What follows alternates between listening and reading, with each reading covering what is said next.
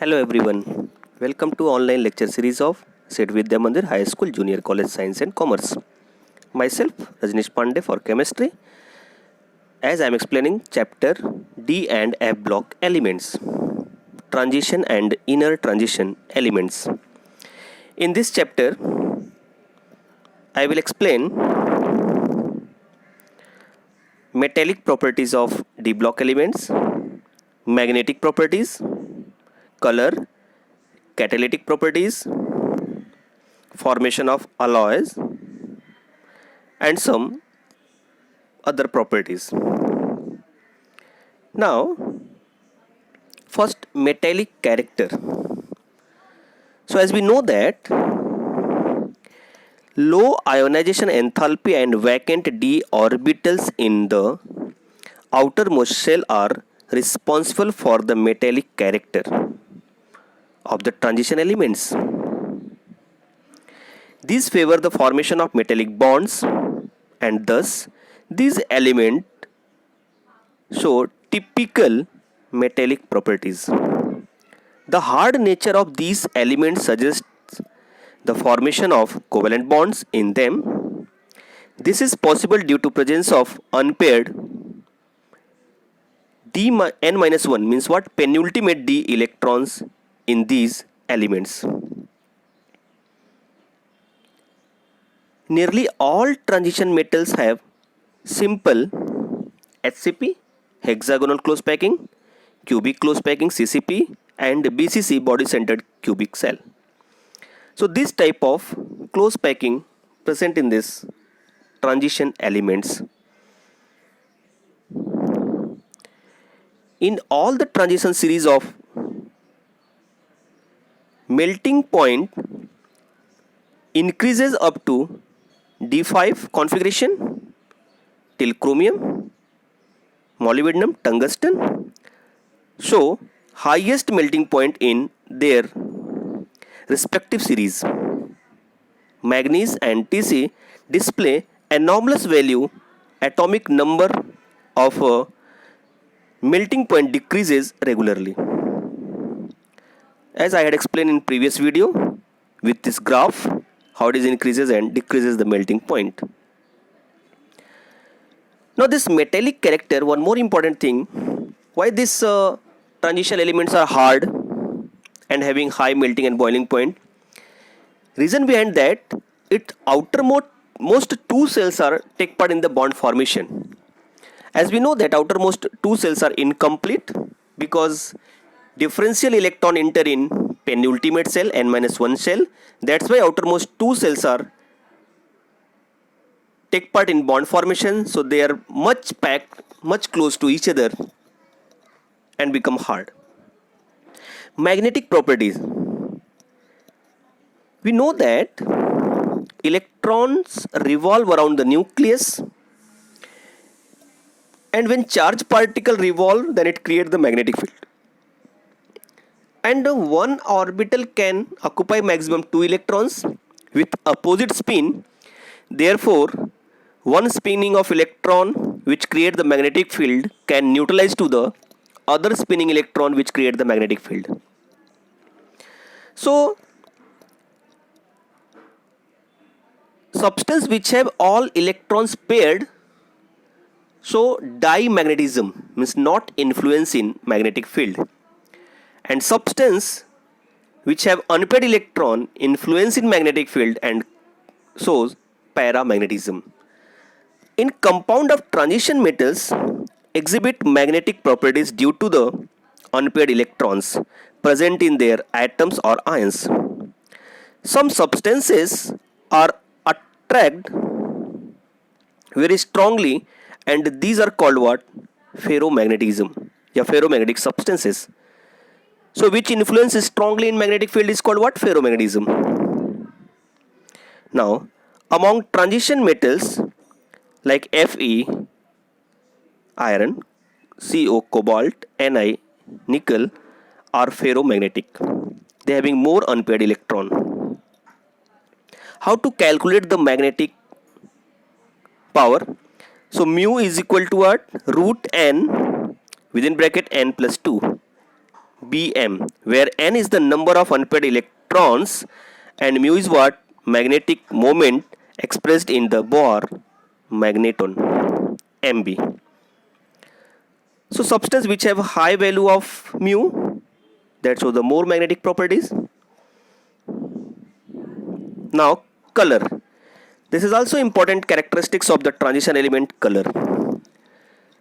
Ions or complexes of these transition elements shows color. Why they show the color? A substance appears colored if it absorbs the portion of visible light. The color depends upon the wavelength of absorption in visible region of the electromagnetic radiation. So, as we know that any substance which have unpaired electron, these unpaired electron when absorb the particular wavelength of light from visible region, they get excited, and after that when it come to the original position, then it emits the radiation. Because of that they show the color. So when electron get excited in d orbital from lower energy to higher energy, then it is called what? dd transition. Now the color of a transition metal ion related to the first, presence of unpaired electrons, second, dd transitions, third, nature of ligands, fourth, geometry of complex. So these are the factors which affect the color. How many unpaired electron present, that decide the color, dd transition, nature of ligands and geometry of complex. Now see this color of transition metals. Actually when a substance or complex absorb the red color light, then it show the green color, complementary color. When it absorb the orange color light, then it show the blue color. Similarly, when it absorb the yellow color light, then it show the violet color. Complementary color it shows. And these are the wavelength. Now, next property is what? Catalytic properties. As we know that transition elements are what? Used as a catalyst. Reason behind that, these elements have capacity to adsorb the substance because of the vacant orbitals. So transition metals and their compounds exhibit good catalytic properties. They have proven to be good homogeneous and heterogeneous catalysts. Compound of Fe, CO, Ni, Pd, Pt, Cr, etc. are used as catalyst in number of reactions. Examples like MnO2, manganese dioxide catalyst used in decomposition of KClO3, potassium perchlorate. Second, in manufacturing of ammonia, Haber process, MO and Fe is used as a catalyst. CO and TH alloy is used in the Fischer-Tropsch process in synthesis of the gasoline. Industrial production of sulfuric acid by contact process used vanadium pentoxide V2O5 as a catalyst. Now formation of industrial compound. When a small atom like hydrogen, I'm very sorry, it should be interstitial compound. I'm very sorry, it should be what? Interstitial compound, not industrial. It should be what? Interstitial compound.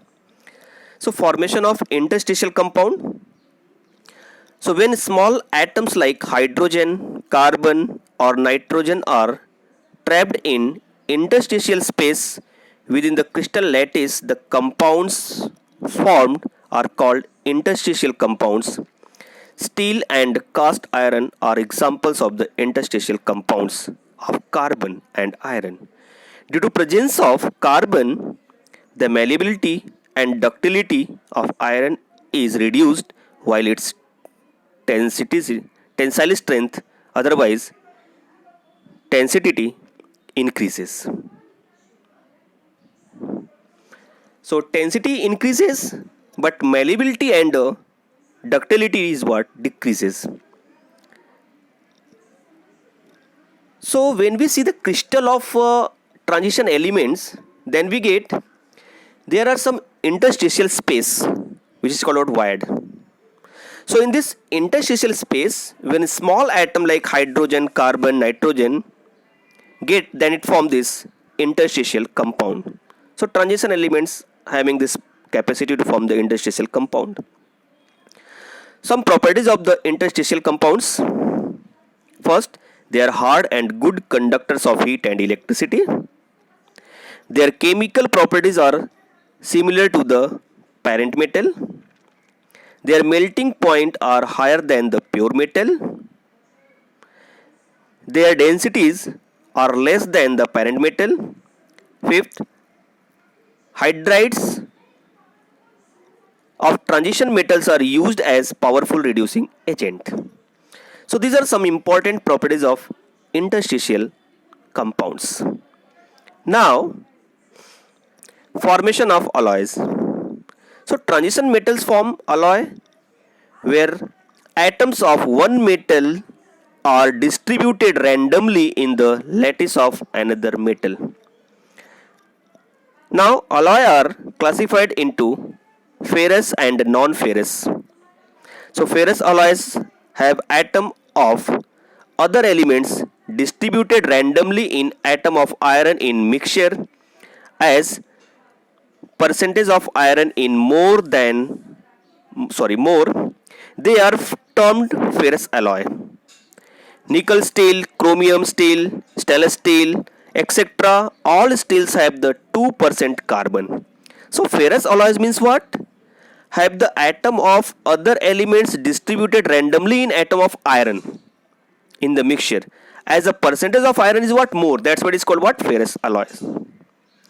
Now, non-ferrous alloys are formed by mixing atoms of transition elements. For example, brass, which is the alloy of the copper and zinc. Ferrous and non-ferrous alloys are what? Industrial importance. They are having the industrial importance. Uses of alloys. Bronze and alloy of the copper and tin is tough, strong and corrosion resistant. Used in making statues, medal and trophies. Copper, nickel and alloy of the copper and nickel is used for the making machinery part of marine ship, boats, etc. Stainless steel are used in the construction of outer fuselage of ultra high speed aircraft. Now, nichrome, an alloy of the nickel and chromium in the ratio of 80:20 has developed specifically for gas turbine engine. And these are some other alloys and their uses, like titanium alloys. So after this, common properties of D block elements. What are the common properties of the D block elements? So first we discuss about the physical properties. All D block elements are what? Luster and shining. Second, they are hard and having high density, have high melting and boiling point, are good conductor of electricity and thermal conductors, have high tensile strength and malleability, can form alloys with the formation of non-transition elements. Many metals and their compounds are paramagnetic. Most of the metals are efficient catalyst. Now chemical properties. All D block elements are electropositive metals. They exhibit variable valencies and form colored salt and complexes. They form insoluble oxides and hydroxides. Fe, Co, Cu and Zn are biologically important metals, and the last one is what? Catalyst biological reactions. So these are some important physical properties and chemical properties of the D block elements. Thank you so much. So these are the some important properties. After that, metallurgy part means extraction part is evaluated, that is reduced part. So directly I will start this F block element in next video. Thank you.